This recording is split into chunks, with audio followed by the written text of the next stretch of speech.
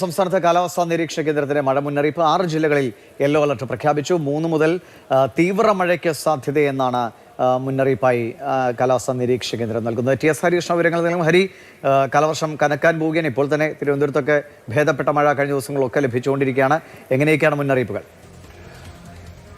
തുടക്കത്തിൽ കാലവർഷം അതിശക്തമായി പെയ്യുമെന്ന് കാലാവസ്ഥ കേന്ദ്രത്തിന്റെ പ്രവചനം വന്നിരിക്കുകയാണ്. അതായത് 3-4 തീയതികളിൽ അതിശക്തമായ മഴയ്ക്ക് സാധ്യതയുള്ളതുകൊണ്ട് പല ജില്ലകളിലും ഓറഞ്ച് അലർട്ട് നൽകിയിട്ടുണ്ട്. 3-4 തീയതിയിൽ എല്ലാ ജില്ലകളിലും മഴ മുന്നറിയിപ്പാണ്.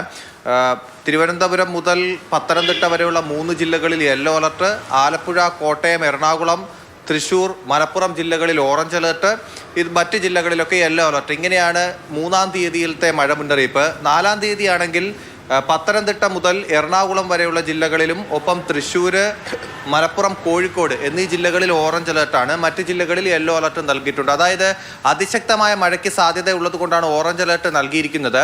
ഓറഞ്ച് അലർട്ട് ആണെങ്കിലും റെഡ് അലർട്ടിന് സമാനമായ രീതിയിൽ മുൻകരുതലുകൾ സ്വീകരിക്കണമെന്നുള്ളതാണ് നിർദ്ദേശം.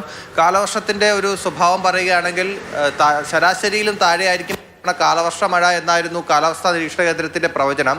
എൽനിനോ പ്രതിഭാസമാണ് അതിന് കാരണം. പക്ഷേ മഴയുടെ തുടക്കത്തിൽ, കാലവർഷത്തിന്റെ തുടക്കത്തിൽ മഴ കൂടുതൽ ശക്തമാകുന്നു എന്ന് കാലാവസ്ഥാ നിരീക്ഷണ കേന്ദ്രത്തിന്റെ അറിയിപ്പിൽ മനസ്സിലാക്കാം.